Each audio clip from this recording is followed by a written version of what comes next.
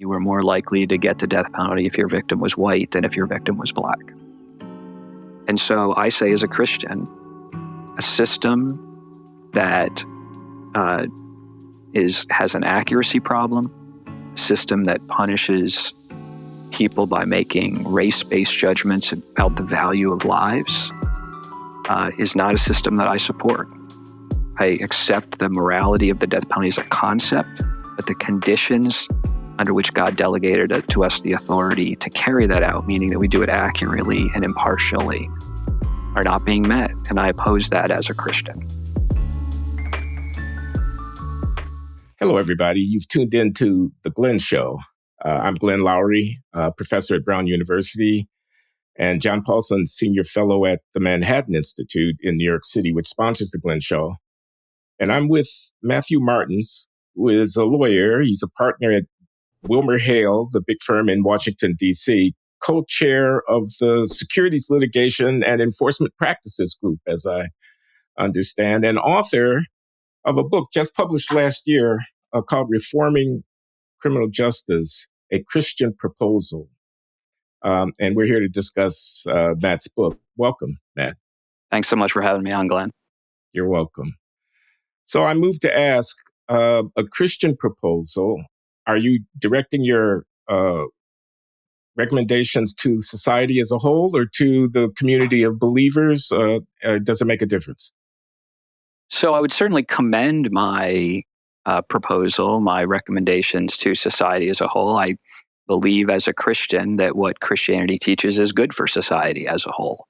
But my most immediate audience is Christians, because I want to let the discussion start at home before I turn it to others. I want to convince my fellow believers that this is in fact just and something they should support. So it's certainly in the first instance to Christians, but as I said, I think it's good for everybody. Now, in addition to being a lawyer, I understand you have a master's degree in biblical studies from the Dallas Theological Seminary. I do. I did read your book, and I'm not a theologian.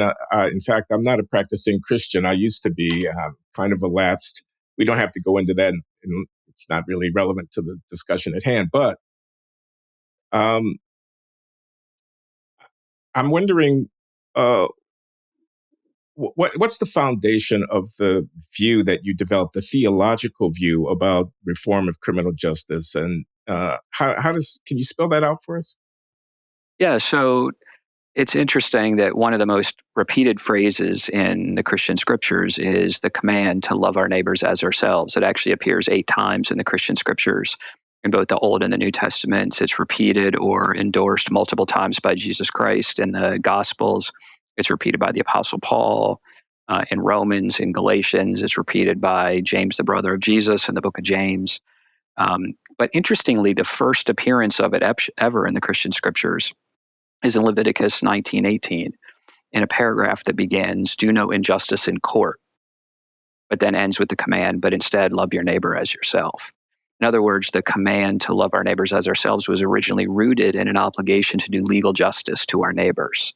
And what I'm trying to do in the book is through the scriptures and through the thoughts of Christian ethicists and theologians across the ages and across denominations, I'm trying not to be sectarian, is to spell out what it means to love our neighbors as ourselves in a legal context. And what I conclude is that most fundamentally what it means is to judge our neighbors' cases accurately, to judge them truly, meaning both rightly defining what is right and wrong, and then rightly determining who did right and wrong. And I think there's implications then of this principle of accuracy, namely that the means that we as fallible people achieve accuracy is through due process. And so as Christians, we should be committed to due process because of our belief about human fallibility, combined with our commitment to accuracy. And that even in a world where you offer due process, if the judge or the jury or the decision maker is not impartial, all the process in the world won't achieve accuracy. So we need not only due process, but we need impartiality to achieve accuracy. And then accuracy also entails not only rightly determining who committed right and wrong, but rightly speaking about how right or how wrong a particular wrong was. A murder is not a jaywalking. And so proportionality is part of how we're accurate. It speaks truth about the seriousness of the wrong. And then lastly, accountability for those who govern, for those who administer justice, that we speak truly, that we speak accurately when those tasked with committing justice commit injustice in the process. So that's how I understand the Christian teaching about loving our neighbor to play out in the context of a legal system. Okay, love. Love is at the center of things here. Absolutely. Cornel West is a friend of mine, and he's fond of saying, social justice is what love looks like in public. Yeah. MLK said, justice is love ruling rightly, love ruling justly. What does that mean in the context of dealing with lawbreakers and policing and victims of crime and so on? What does it mean to love the offender? Well, for the Christian, what love means is to seek their best. To love someone is to seek their best. And what it looks like to seek the best of someone who's been a crime victim will look different than what it looks like to seek the best of someone who is the crime perpetrator or the criminally accused.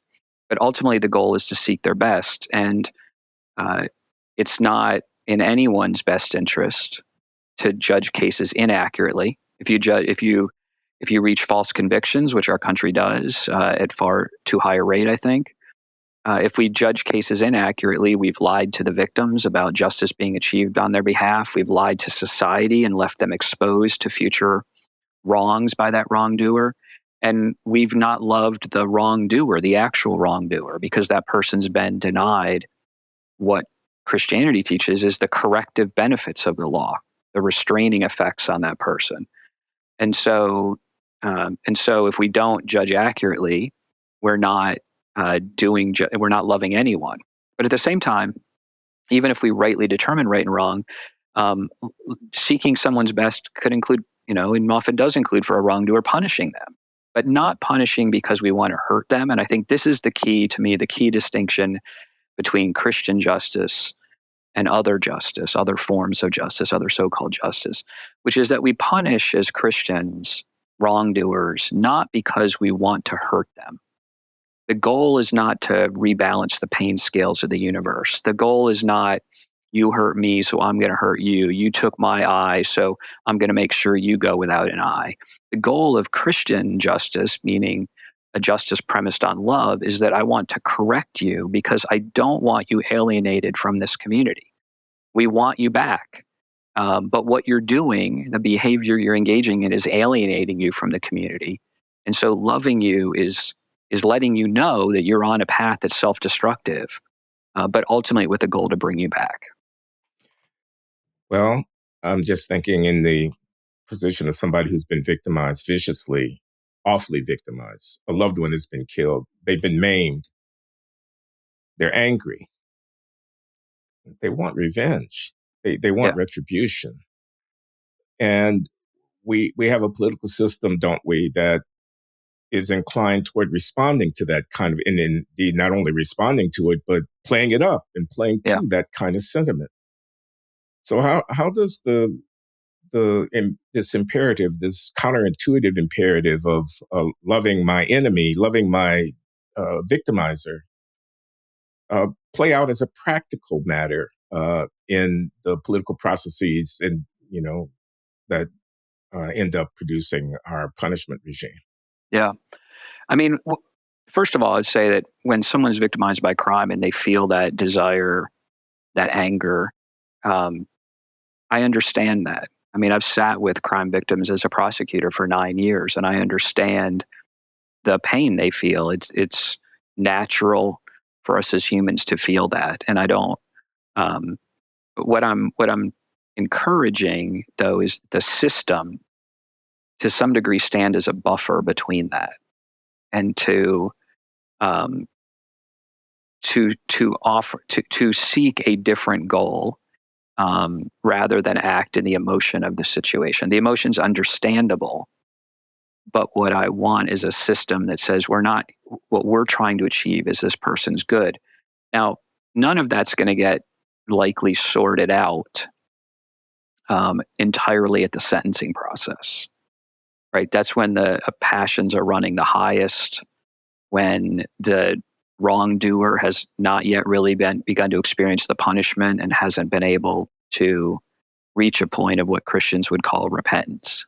Uh, and some people may never reach that point. But what I'm pushing back against, I guess, is the mentality of treating people, even people who do wrong, as disposable. So I'll just give an example that I use in the book, which is three strikes laws. Yeah. Listen, I get the frustration with people who continue to commit low level, relatively low grade crime repeatedly. But I don't believe that the right response to that, I don't believe the Christian response to that is to treat people as disposable. I talk about in my book, there's a man in Mississippi today, as we're talking, a human being uh, who is in prison for 25 years for possession of 1.5 ounces of marijuana. Wow. Probably possession of less marijuana than I smell walking to lunch every day Yeah. outdoors in Washington, right? Right. And yes, had he committed some other crimes? Yes. Was he a career violent criminal? He was not. Should he be punished for the things he did? Sure. But to treat a man as disposable over 1.5 ounces of marijuana is appalling to me. And it's appalling to me as a Christian because I believe he's someone made in the image of God who's entitled to my love, even as a wrongdoer. He's entitled to me seeking his best. And I don't look at throwing a man in jail for 25 years over 1.5 ounces of marijuana as seeking his best or frankly anybody else's best. It's an angry, frustrated, emotional outburst in response to what he did, an angry response by the system. And that's the type of thing I'm trying to push back against. You say Alabama. Mississippi. Oh, Mississippi. Yeah. There's a pretty high rate of professing Christ as our Lord and Savior in that electorate, is there not? So certainly, and I guess part of why I wrote my book is I want to write to, as I said at the beginning, fellow Christians who have been schooled in that way of thinking as being just, and push back against that. As I said, I'm trying to start at home, writing to fellow Christians and saying, I'm not sure how we got to this point where we view this human being, this man made in God's image this way, but we've gotten off track.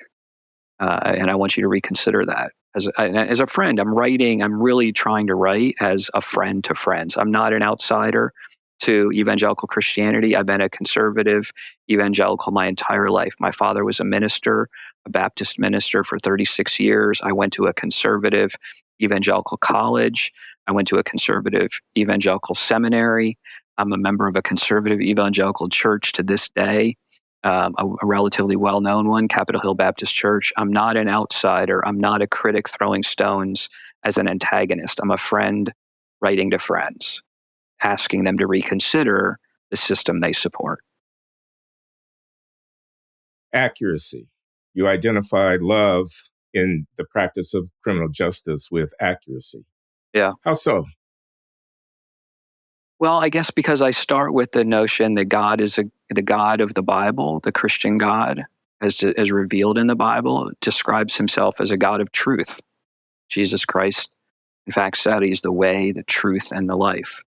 And so, as people made in God's image, when we exercise his justice, when we exercise the power that he's delegated to us as humans, and any power we carry out is only delegated power in the Christian view, we should reflect what he's like. And he is a God who is loving, but who describes himself as truth. And so those aren't things in tension with one another. Part of being loving, as I argue, is being true. It's not the entirety of it, but part of being loving is being true, being accurate. And as I said, I think that involves both rightly describing, rightly identifying what is right and what is wrong, and then also rightly identifying whether this person committed that wrong. I see. You start out reminding us that the criminal law authorizes the state to use force against citizens who are found to be in violation of it. Yep. And that's a really important fact about what law is in the argument of your book, is it not? Can you expand on that a little bit? Yeah, I think there's a degree to which when we think about the criminal justice system, we sanitize it in our mind. We sanitize what it is and thus minimize the moral gravity of what we're doing. In other words, when we look back on prior generations, early America, for example, where they used corporal punishment on people, we view ourselves as much more sophisticated and humane than them. They were the people who were brutal, and we view ourselves as much more urban, much more sophisticated, much more modern. And what I want people to understand is that there's no criminal justice system, and especially not ours, that operates on anything other than physically coercive force. That is how it operates. No one ends up in jail except through a threat or an application of force. So Justice Scalia wrote a famous Supreme Court decision called California versus Hadari D, in which he used that very definition of an arrest. It is a threatened or actual application of physical force. You either respond to the threat and submit, or you refuse to respond to the threat and the force is brought to bear. But again, the system in either instance is operating based on physically coercive force. No one ends up in a jail cell other than through a threat of force that will stuff you in, or your submission to that threat and walking in. No one is, you're kept in a jail cell by means of physical coercion in the forms of bars and cement walls. And if you doubt that, try to make a run for it and see what happens from the men in the towers, right? The threat is always there of physically coercive force. And I don't say any of that as a criticism, but as a description. I want people to not just watch Law and Order on TV and see this very organized and sophisticated courtroom scene where after the person's convicted, they're calmly handcuffed and walked to the back, and think that this is not an extremely significant event from a moral perspective. That when we are talking about using physically coercive force against another human being, we have to ask, what's our authority for doing that? What's my moral authority to use physically coercive force against you or other members of society? What's your moral authority to do that to me? What's my moral authority to elect people to do it on our behalf? And what are the constraints and restraints on me as someone doing that? I start with the general assumption from Scripture that it is wrong to use physical force against other people. I think that's the baseline assumption. And you see that in many places, including when harming others by physical force is punished. The baseline assumption is that I don't have the right to use physical coercive force against other people. And so I need to answer the question, if that's what the justice system is, where do I get off using that against other humans? What's giving me? I know it gives me the power to do it. Our U.S. Constitution and statutes and men and women with guns. But I'm trying to answer the question: what's the moral authority for me to do that? Because I think that's the question I have to ask as a Christian: is where do I get the moral authority to do that? And what's the answer? Well, all authority, to the extent it exists, comes from God. All power, the Christian scriptures teach, resides in God. All authority, Jesus says, on heaven and earth is given to him. And whatever authority I have is on loan. It's delegated. So you see this, for example, in a passage like Romans 13, where Paul says, let every person be subject to the governing authorities, because there is no authority but from God. And in fact, he goes on to say that the people who are exercising authority as government officials, if they're doing it justly, are exercising authority literally as ministers of God. That's the word he uses, ministers, sometimes translated deacons. We hear of government officials in other countries referred to as ministers, the minister of defense. We don't use that terminology, but it's Christian terminology, literally right out of Romans 13, where God says that the authority is delegated. And if you combine that with the Christian teaching that we're made in God's image, meaning we're people who are to reflect what God is like in all areas of our lives, if we're exercising delegated authority from God as ministers of God in the image of God, then we need to exercise that authority in God's way, according to his justice. I knew Richard John Newhouse when he was living. The late Father Newhouse was a friend of mine. And I noticed you cite him at a certain point on this question of whether religiously motivated views about public policy should be taken seriously, even by people who are not believers. Yeah. Could you talk about that a little bit? Yeah, I mean, Newhouse is a great example. I think I also cite Philip Gorski at Yale, who I think writes very compellingly on this in his book American Covenant. I've recently had a question about this at one of my speaking events from someone who I understood from the question didn't share my faith, and sort of was like, isn't this dangerous, in this world where people are talking about Christian nationalism? Right. And my response was this. I said, first of all, it's not practically possible. And Gorski's great on this, articulating this as someone who is not himself an evangelical, but I think he really understands the sociology of religion. It's not possible for me to enter the public square, and nor would it be honest for me to do so and act based on anything other than my religious convictions.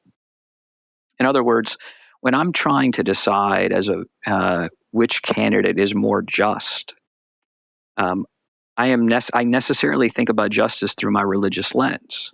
Now, I also think about justice meaning that I don't use physically coercive force to impose all my views on other people. Part of my understanding of justice is not only what I believe is right and wrong, but also part of my justice definition is when I'm morally entitled to use physically coercive force to impose that view on you.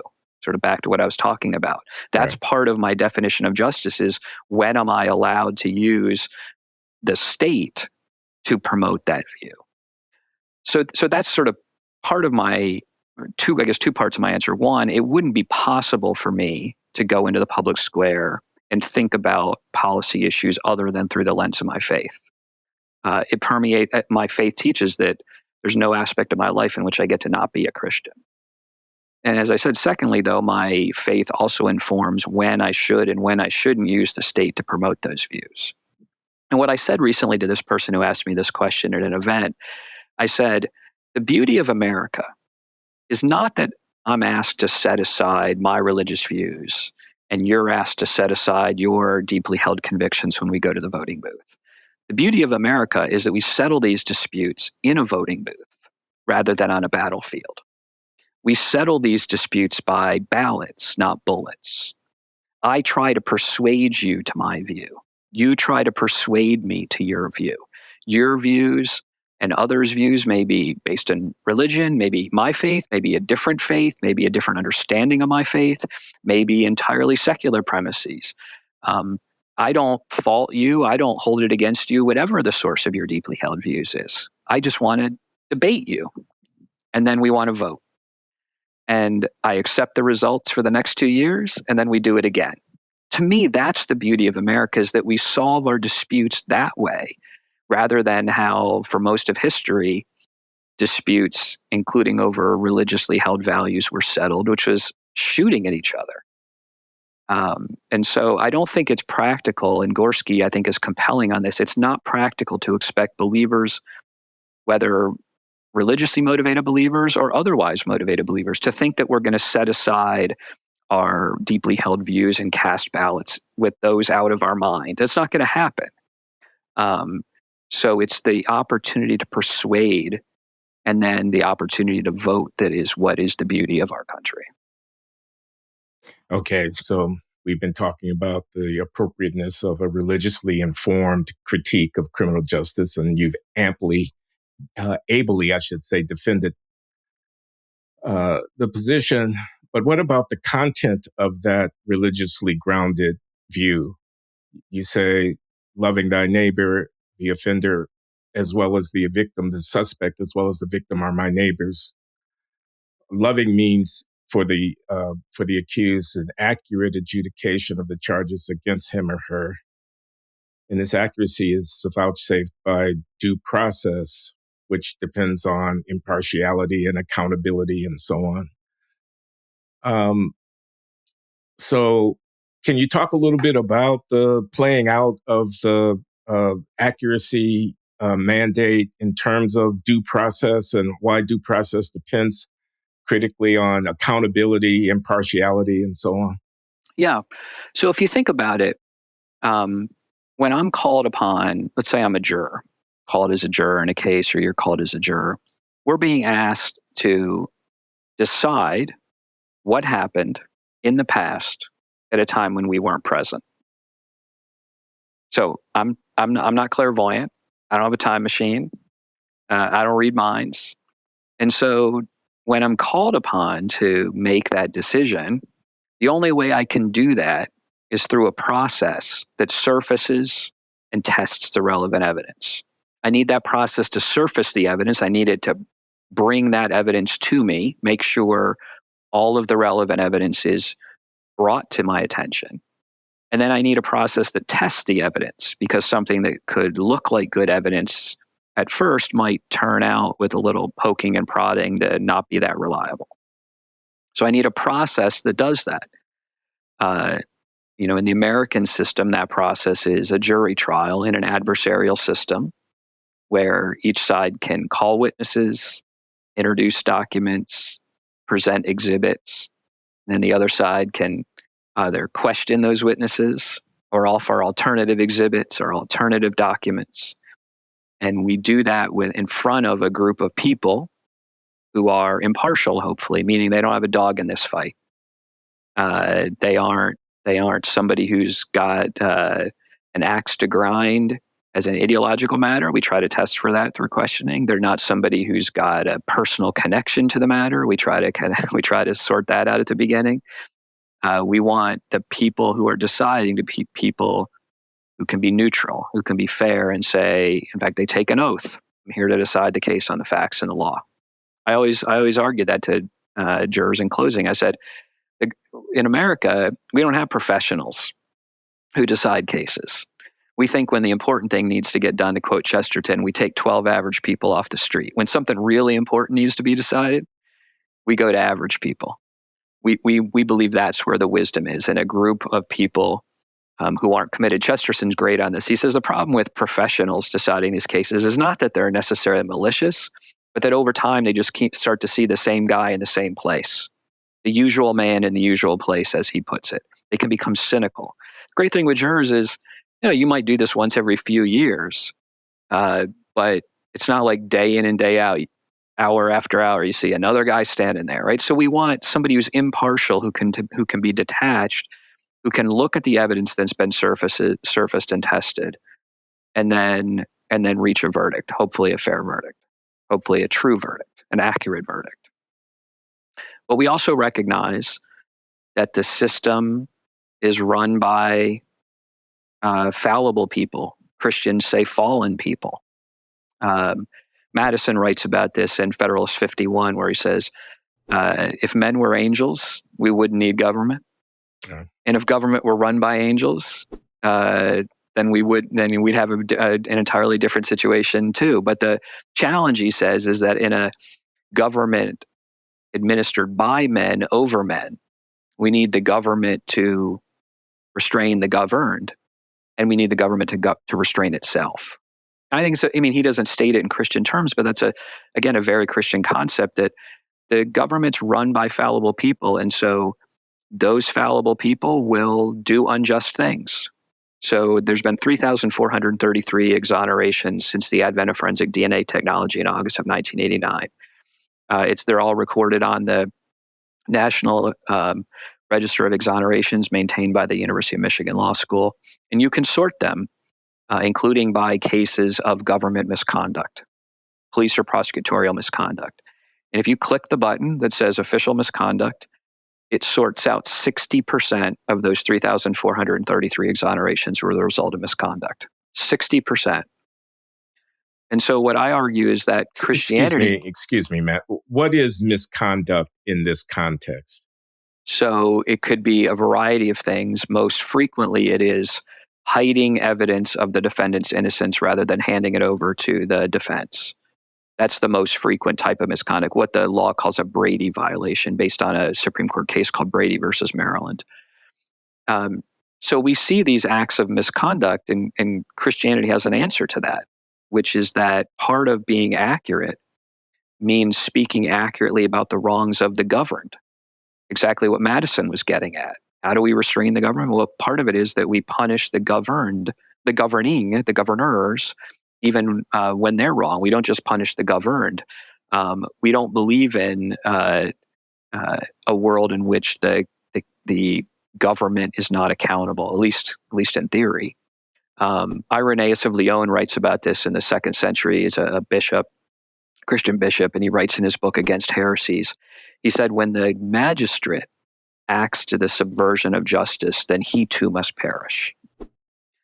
So this idea of the governors themselves being subject to accountability in their administration of justice is a central implication of accuracy. So that's how I think those pieces fit together there, that we hold the government accountable to doing justice and punish the government actors when they don't. In theory, that's what we should do. Well, I was about to say, you're calling for reform. So I gather, and I know from reading your book, that we're a long way from actually realizing this ideal. Can you talk about that for a little bit? I mean, what's wrong with the way we're doing criminal justice now? Yeah. Well, your listeners may have heard of something called qualified immunity. So this often comes up in the context of police officers who maybe engage in an improper shooting of a suspect or something, right? So the police have qualified immunity. And I'll just say, if you think qualified immunity is bad, I got more bad news for you. Prosecutors have absolute immunity. In a case called Imbler versus Packman back in, I think it was the late 50s, the Supreme Court said that prosecutors are absolutely immune, meaning cannot be prosecuted for any violation of your civil rights committed in their role as prosecutors, even intentional violations. So to put a finer point on that, if a prosecutor intentionally suppresses evidence of your innocence, the prosecutor cannot be sued in a federal civil rights lawsuit. Absolute immunity, even if it's intentional. That's an act of Congress? So it's a really interesting question. So the Section 1983, the federal civil rights statute, was passed as part of the Ku Klux Klan Act of 1877, I think it was, after, right after, I guess, right toward the end of Reconstruction, right? And so Section 1983 gives you the right to sue federal, state, and local government officials who violate your civil rights. And the Supreme Court read into that statute. It's nowhere in the text. The Supreme Court read into that this immunity doctrine. And they did it with two justifications, maybe three. One, they were kind of like, who would take these jobs if you could get sued? I'm kind of like, I don't know, maybe people who would acknowledge and protect your civil rights. I mean, maybe those people. Right. Then they said, number two, don't worry. A prosecutor that intentionally suppresses evidence of your innocence could be criminally prosecuted. And honestly, I can't believe adults wrote that on a piece of paper because in the more than now coming up on 60 plus years since Imbler versus Packman, there's only one person ever, one prosecutor ever has gone to jail for hiding evidence of innocence in a criminal case. One. And this occurred in Texas. This prosecutor convicted a man named Michael Morton, who wrote a book about his experience that I read recently. The prosecutor in that case sent him to jail by hiding evidence, sent him to jail for 25 years for a murder he did not commit. And when it was finally determined through DNA evidence that he had not committed this murder. The prosecutor was prosecuted, and he got 5 days in jail. And that is the longest jail sentence that any prosecutor has ever gotten. So the Supreme Court said, don't worry about being able to bring civil rights lawsuits because prosecutors can be prosecuted for violating your civil rights. And I'm like, come on, like, are you seriously that gullible? You seriously wrote that down in a court opinion?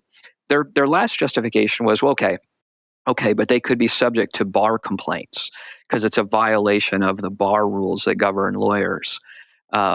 So lawyers administering a system of self-regulation, they're like, those folks will make sure that they ride herd on prosecutors who violate your civil rights. And again, studies have been done cataloging the number of instances in which that's happened. Almost never. And to the extent it is, it's usually the punishment is usually something like a censure. That was bad. Don't do that again. Let me play devil's advocate here for a minute. Sure. So the qualified immunity for prosecutors or absolute immunity for prosecutors means they can't be sued as a civil matter. Yeah. You say there are over 3,000 exonerations that have been identified, 60% of which, if I heard you right, involve some kind of misconduct. Yeah.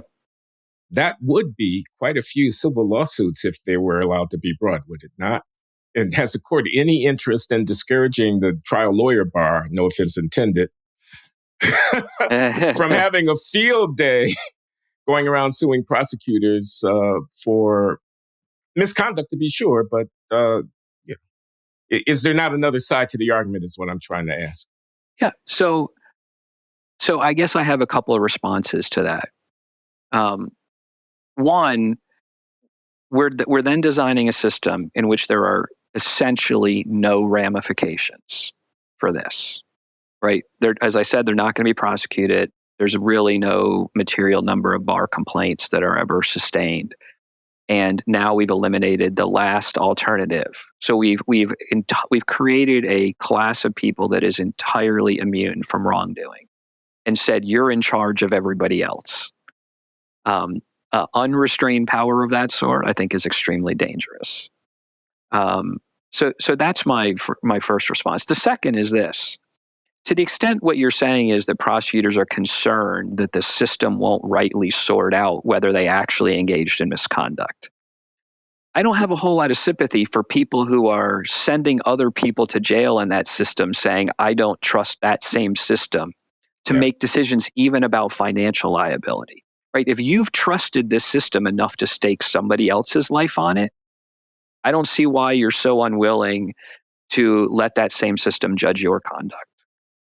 And that doesn't mean that I'm oblivious to the fact that I'm not oblivious to the fact that every defendant who's prosecuted is upset. When I was a prosecutor, people didn't love it that I put him in jail either.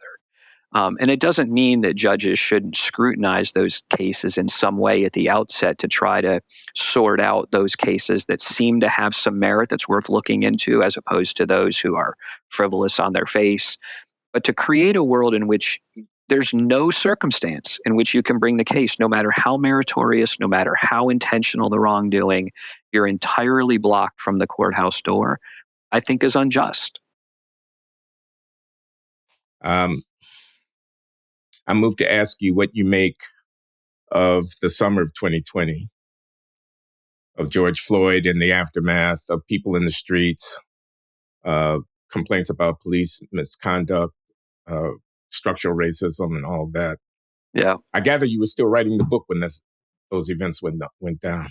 Well, so I started writing afterwards. Mainly the reason I started writing afterwards because I was looking at the debates in our country, the debates among friends of mine, the debates among fellow church members of mine. And I thought maybe I could help in some way to try to frame the discussion, to create a framework to talk about the issues. When you say the events of 2020, there's a lot packed in there. I'll start with the riots in the street. Is unacceptable. That's destroying other people's property, burning police stations to the ground, outrageous. In particular way, to some degree, some cities and law enforcement, some cities sort of stood back and didn't stop it, whether that's in Portland or Minneapolis. Yeah. At the same time, I also know that's a hotly disputed question. I've listened to your podcast with John McWhorter about the original verdict in the Derek Chauvin case, then the Fall of Minneapolis documentary, Yeah. then you all talking about the Fall of Minneapolis, then the Radley Balco response to the documentary. And it ain't over yet. I think he's only like one part into it. So, I guess I look at it like this. I didn't sit as a juror in the case, and I have not scrutinized the medical evidence and otherwise. I think you commented on this. Like maybe that's not my expertise. I certainly didn't sit through the trial. So I can say the jury reached a verdict that it was murder. I know what I watched on videos, and it was disturbing. And the jury reached a verdict that was a murder, and a lot of people disagree with that. I wasn't so much asking for you to render an opinion on the trial of Derek Chauvin as much as to wonder whether that's not chickens coming home to roost about a system that's been in need of reform for a long time. And if it doesn't constitute that is the distrust in the system reflected in the way in which people reacted to not only George Floyd, but other such incidences, doesn't tell us something about what price we'll pay as a society. We don't reform criminal justice along the lines that you and others are advocating. I think that's exactly right, which is that I think what it reflects is, regardless of the merits of Chauvin, I think I agree with what you're suggesting, which is that the response, regardless of whether it was justified, reflects pent-up frustration with a system that people feel operates in an unjust way. I think, in particular, unjust way against the poor.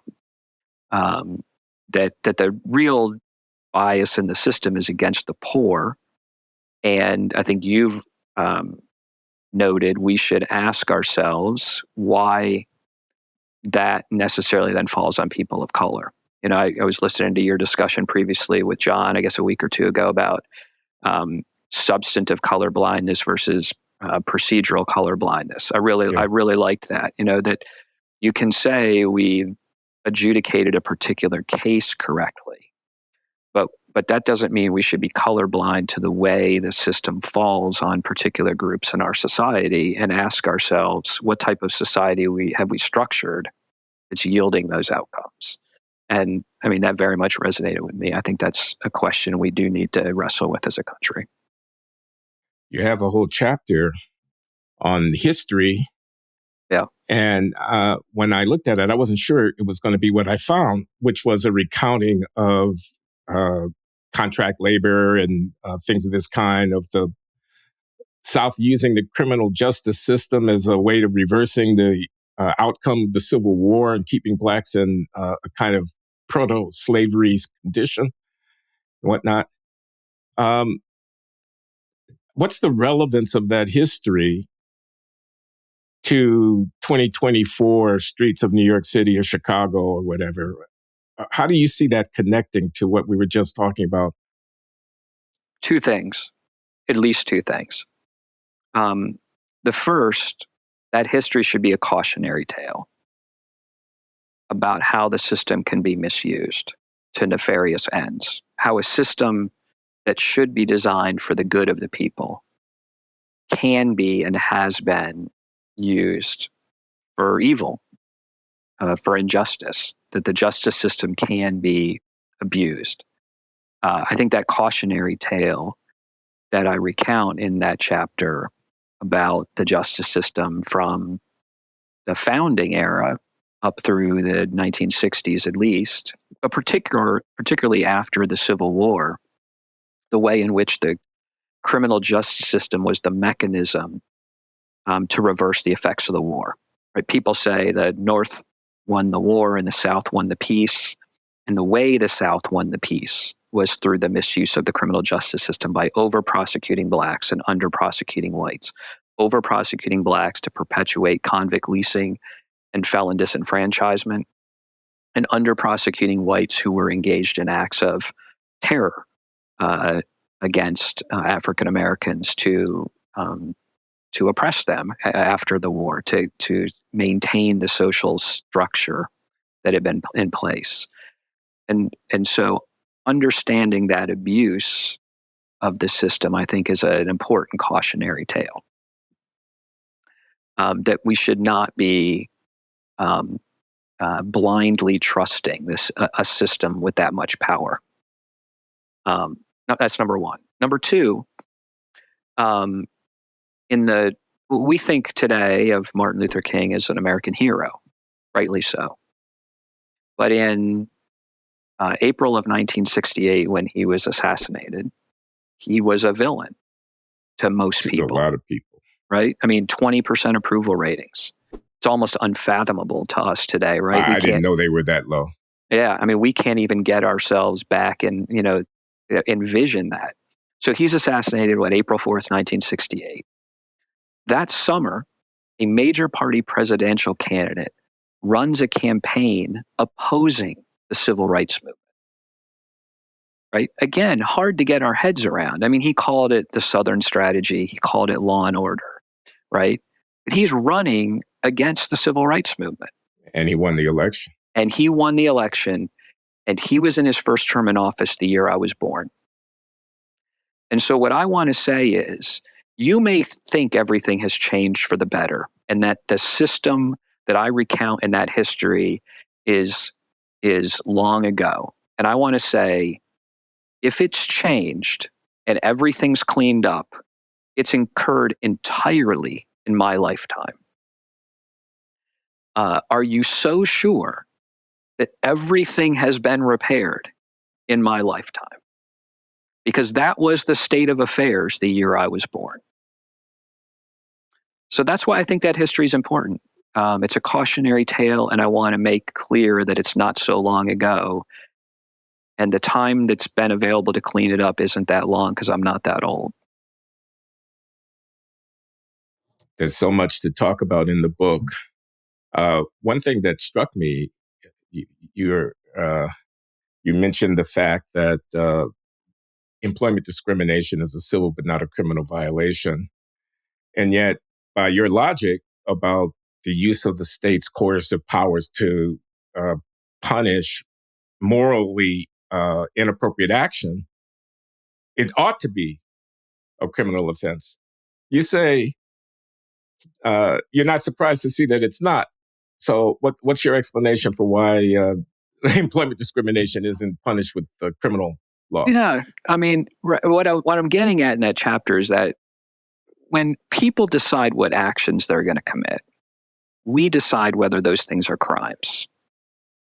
Right? We decide whether we're going to put a label of crime on certain wrongs and not on others.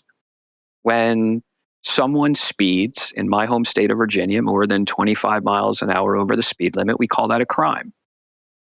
When someone fires someone for their job or denies them a job because of their race, we call that not a crime. You want to know which one's, in my view, more morally inappropriate? It's not even close, right? The race discrimination. But we've made the judgment that the less morally serious act gets the least severe treatment by the law.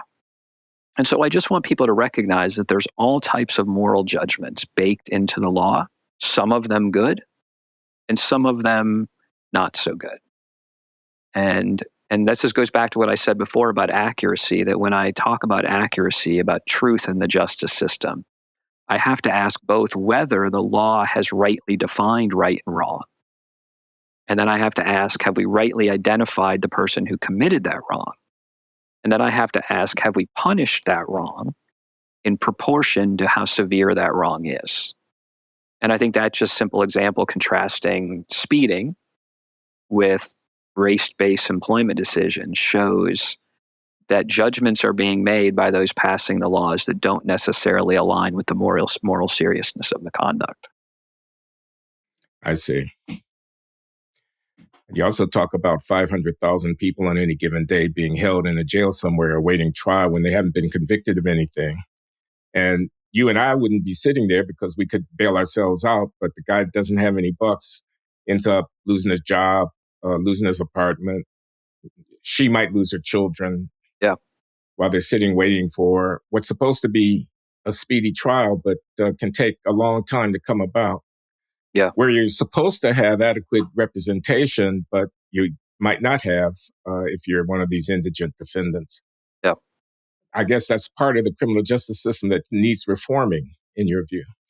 I mean, certainly. So there's a great article that's coming out in the Harvard Law Review by a professor at Columbia Law School, a man named Kellen Funk. Professor Funk is a graduate of Yale Law School. He has a PhD in American history from Princeton. And he writes about historical issues around American legal history issues around the American founding. And his article coming out in Harvard Law Review is called Bail at the Founding. And what he argues is, after reviewing all the historical evidence, he says there is no American tradition for cash bail, that the founding era was extremely protective of pretrial release, so much so that if after you were arrested, you couldn't be brought to jail until you were brought to the magistrate first to determine whether you got bail. They had to track the magistrate down at home, at work, in a bar, and he had to make a bail determination before you could be brought to jail. The American tradition is we don't punish people until after we determine their guilt. But in 1987, the Supreme Court flipped that, and they said, for the first time, 211 years after the Declaration of Independence, the Supreme Court said, you can be denied bail, not just because we're worried about whether you're going to show up for trial. You can be denied bail because we think you might do something dangerous in the future. We haven't even proven you did anything dangerous in the past, but we're going to detain you because we think you might do something dangerous in the future. But the court said, but don't worry, this is a really narrow exception. The presumption is still liberty in the United States. But in the 37 years since that decision in 1987, we've gotten to a place where 500,000 people right this minute are detained in the United States prior to being convicted of anything. And the most offensive part of that is 75% of them are there for traffic offenses, property crimes, and drug possession. So somehow we went from you couldn't even be brought to jail for murder until we tracked the magistrate down at the tavern to we're going to lock you up on a traffic offense before you go to trial. And that whole denial of bail is not only contrary to the American tradition. So if someone's a conservative out here and you're against providing more generous bail, I just want to say you're not a conservative. You're conserving something, but it's not the American tradition that you're conserving, because the American tradition is pretrial release. But we're that process of denying people bail is used as a means to leverage guilty pleas out of people, because we make you serve your sentence before we decide your guilt. And we provide too few public defenders for people who are poor. You could wait 3 months, 6 months before you even see your public defender. You're going to wait years before you get your trial. And that's what study after study shows. Or the public defender, when he finally shows up after 6 months, can say, hey, you can be released today on time served if you admit you did it. Or you can wait another few years for your trial. Your call. And that system undermines everything we try to achieve in our Constitution, which is ensuring people a right to an impartial trial in front of a jury, bail in advance so that they're free while they're waiting for trial. I mean, the system we've developed is entirely contrary to the American tradition. Let me just ask, as a point of information, what proportion of the cases resolved with a guilty plea are the defendant goes with time served? So I'm not. I don't know the answer to that. It's obviously that's going to happen more often in the less serious offenses. Yeah. But I'll say this. I mean, I just was dealing with a situation recently where I was assisting a friend with an issue, and there was a case involving someone who was charged with rape and pled out to a misdemeanor fourth degree assault. So the very serious crime, person gets very lenient plea agreement. So we're as citizens left here wondering, did he do it? Yeah. I mean, did he commit a rape? Because if he did, I don't want him getting a plea to fourth degree assault. How does that protect society? How does that tell the truth to the victim that we see what was done to you and we see that as a serious wrong against you? How does that do any good for the person who committed that crime? How is it for their best that they receive some slap on the wrist misdemeanor after committing a serious rape? I mean, this is a system, this plea bargaining system we have is a system that does not take crime seriously and speak the truth about it. It treats justice as up for negotiation. It treats it like a conveyor belt. And I'm concerned about that for crime victims. I'm concerned about that for our society at large. I'm concerned about that for the criminally accused. Have you thought about the logistics of having all those cases come to trial? So it's interesting. I have a friend, Clark Neely, at the Cato Institute, and he and I are like a two-man band on this topic. It's like this plea bargaining system is something we're really spun up about. He has a great idea.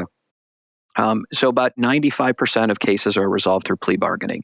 Yeah. And so 1 out of 20. So people say, well, you'd need 20 times as many judges and prosecutors if you were going to, take all this stuff to trial. And there's a couple of responses to that. Well, one, we'd have to decide what we're actually going to treat as criminal and what we're not, and prioritize. Number two, you don't necessarily have to try all 20 in order to have some check in the system. So what Clark proposes, for example, is to say, some random number, some random sample of those plea bargains, the judge pulls it out and says, we're going to try this one. If the defendant's convicted, he gets the same sentence as he was offered in the plea bargain. But if he is acquitted, there's ramifications for the prosecution. And you can discuss what those are, but some type the of incentives. Now the prosecutor's got some skin in the game. Exactly. That's exactly his. He's like, listen, if you trust your judgment enough to put somebody else's life on the line, are you willing to put any skin in the game here? Because again, you got absolute immunity. I want to put some skin in the game to make sure that you aren't actually coercing people into pleading guilty who are innocent. And that doesn't mean we have to try all 100% of the cases. We could try some sample, and it would give us a sense of. It would create accountability. It would also give us some sense of how many of these pleas are actually of people who are guilty. Okay, but I got to do this devil's advocate thing again. A lot of these people actually are guilty. Yep. And they reoffend when they're out on awaiting trial for their previous offense. Now, I'm a politician or a public official responsible to the electorate, including those victimized by reoffending felons who have not been detained prior to their trial. Going from where we are now to a system where there was no pretrial detention, there'd be a lot of cases of people victimized by people who are awaiting trial. How do you manage the blowback from that? So a couple things. One, part of the reason there's time for reoffending to occur is because of the extraordinarily long delay between someone being charged with a crime and someone being actually brought to trial. So again, I go back to the Constitution. The Constitution guarantees in the Sixth Amendment a speedy trial. The Supreme Court has ruled 8-year delay. That's a speedy trial. Years. I had no idea. Years. 8 years. I recount in the book This is not just a Southern phenomenon. I recount cases from Texas, Mississippi, California, Massachusetts, New York. Over and over, states, blessed state courts, reading the speedy trial guarantee, have held that multi-year delays in bringing a case to trial satisfies the speedy trial guarantee. That's ridiculous. There's no way that's what speedy means. And it's certainly, again, not consistent with our constitutional tradition as a country where people were brought to trial within days, weeks, at most months after the event. So part of solving this problem is actually recognizing a speedy trial. I mean, just think about it. How is the victim served by trying a murder case 8 years after the fact? How does anybody remember what happened? How credible are witnesses going to be? Witnesses may have died. Evidence can be lost. I mean, the system is only designed to malfunction when you're trying events 8 years after the fact. I mean, seriously, if I started questioning you today about an event in 2016, like one afternoon, Glenn, what did you do? Like, I mean, you're gonna be like, I don't know. It was 8 years ago. I mean, make it up. I might make it up, or I might give you my best guess, but it's kind of a guess. It's a ballpark. So this delay is both undermining accuracy in the verdicts we do get. It's also, as you point out, allowing people to commit crimes in the meantime, that delay. My concern is also that the plea bargaining process itself allows offenders, serious offenders, to get back out on the streets much more quickly than they should. So take that rape case I mentioned a little while ago. This guy pleads to 4th degree assault. He's not going to be in jail, or he's not going to be in jail very long. But if he really committed a rape, this is a real threat to society for him to be back out. And so our system is both under punishing people through plea bargains that tell lies about the seriousness of what people did. And our system is allowing for long delays in getting to trial, which both allow the government to coerce people into guilty pleas and undermine the search for accuracy and allow people to reoffend in the meantime. I don't know how any of this is a system we should want, regardless of what side of the political divide you're on. We should want quick, accurate, reliable verdicts with punishment that fits the crime, that tells the truth about what happened. Okay. Capital punishment. Yeah. So how does your theological foundation and your practical experience incline you to evaluate the Supreme Court's jurisprudence on the constitutionality of the death penalty? And I especially am interested in hearing your thoughts on the racial disproportionality of the application of the death penalty, the evidence about that in the law. Yeah. So here's what I say and I say this as a Christian. I oppose the death penalty as currently practiced in the United States. All of those words are important. I oppose the death penalty as a Christian as currently practiced in the United States. So let me try to break that down. I don't oppose the death penalty as a concept. I believe that Scripture, back to my point about delegated authority, I believe Scripture does reflect that God has delegated to mankind, humankind, the authority to impose the death penalty under certain conditions. And it's that last part that I think too many Christians leave out. Under certain conditions. It's not carte blanche to administer for whatever crime we want, against whoever we want, however we want. And two things in particular, two of the elements of justice that I discussed before, of Christian justice, concern me about the death penalty. One is accuracy, and two is impartiality.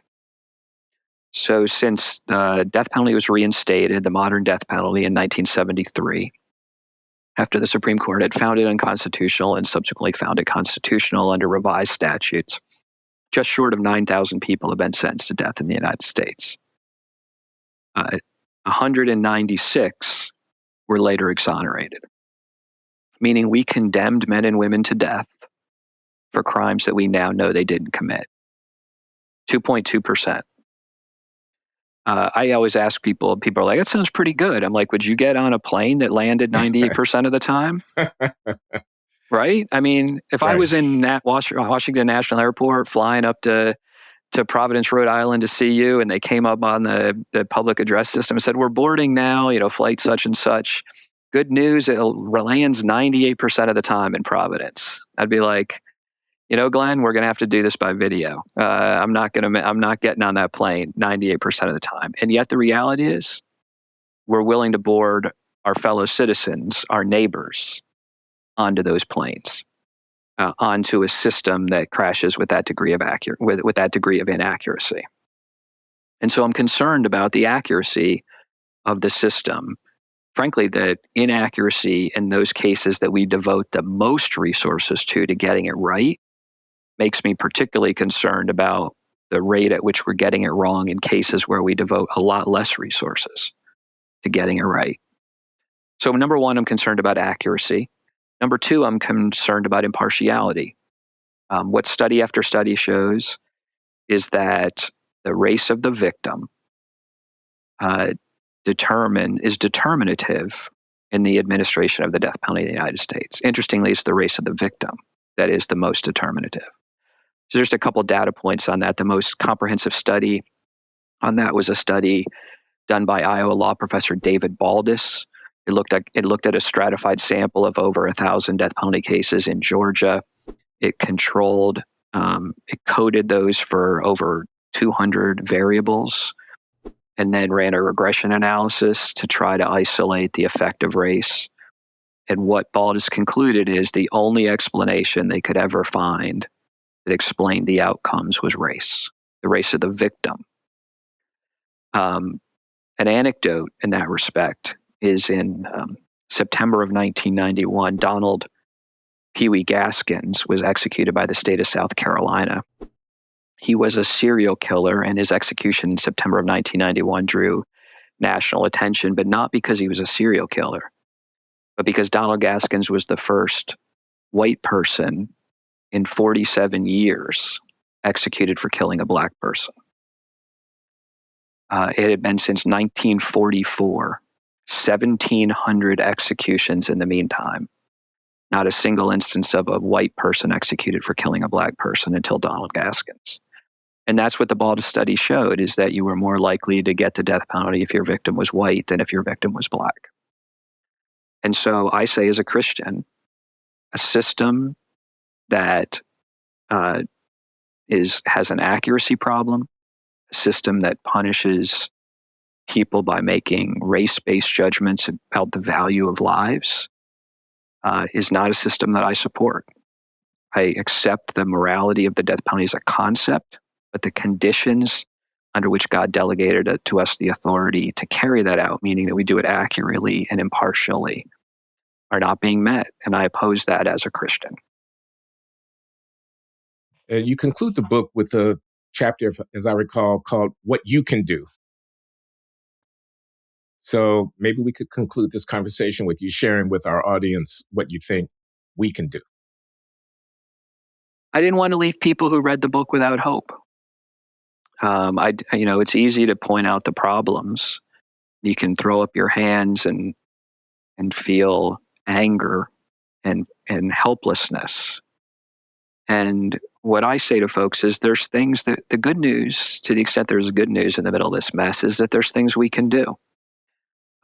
First, I want us to just think about these issues differently. Think about them, to the extent I'm writing to Christians, think about them through what Scripture tells us, what Christian ethical teaching tells us about what justice is. Think about them through the lens of the facts, how the system actually operates, not how you think it operates based on watching A Few Good Men or Law and Order. I want us to think differently. I want us to think differently theologically. I want us to think differently factually about the system. Secondly, I want us to talk differently about it. I want parents to talk to their kids about it, citizens to talk to their neighbors about it, share with others. I mean, part of the reason I wrote the book, I dedicated the book to my kids because I want my kids to know what their dad thinks about this. I want them to be just people. And so I want people to speak differently about this issue. I don't want a world in which people joke about prison rape. It's no joking matter. Right. Rape's an evil, whether it's committed in a back alley, a dorm room, or a jail cell. Right. And I want us to talk differently about that in a way that unfortunately we don't. And then I want people to vote differently. One of the, as I mentioned before, ballots. We have ballots instead of bullets to settle our disputes. You can. What's great about the criminal justice system? It's one of the few areas where you can vote as a single issue voter. I don't care what my DA thinks about Ukraine funding. I don't need to worry about what my DA thinks about highway transportation bills, right? I need to know what the DA thinks about criminal justice. That's all. Yeah. That's all I'm here to vote on. And so it provides a unique opportunity to be a single issue voter. And what we have seen in the last few years is that a motivated group of citizens can turn a DA out of office. And what I'm encouraging Christians to do is to get involved and vote for people who reflect Christian justice when it comes to criminal justice. But even more important than that, you can be a juror. You get to vote as a juror. I mean, again, what's amazing is the Declaration of Independence identifies the denial of the right to a jury trial as one of the grievances against King George that drove us to the Revolutionary War. And yet the most common question I get today is, how do I get out of jury service? And I always want to tell people, you're giving up a right that people died for. And you have a chance to go do justice. If you turn down this opportunity, someone else is going to do it, and their justice may not be what you understand justice to be. I mean, view it as a stewardship, as an opportunity to participate in the system and to do justice. I talked before about those exonerations, those 3,433 men and women who were wrongly convicted. If you take out the quarter of them who were guilty pleas, and you take the 3/4 who were convicted wrongly at trial, one person conscientiously performing their jury service could have stopped that. Because in our country, jury verdicts have to be unanimous in criminal cases. One conscientious juror who said, I'm going to demand accuracy, I'm going to hear this person out impartially, and I'm going to do my best to get it right, even at my own convenience, could have stopped those. And so I encourage us to view that as an amazing opportunity that's been available to few people in the history of the world. And even today, it's exceedingly rare. And I encourage people to participate in that jury process, to not try to get out of jury service, but to accept it as a stewardship and go do it justly. That's powerfully said. Thank you very much, Matt. It's been great. My guest has been Matthew Martens. He's the author of the book Reforming Criminal Justice, A Christian Proposal. And I assure you it's worth your while, Christian or not, if you're interested in criminal justice, to acquaint yourself with this fine book. Thanks again. Thanks so much, Glenn.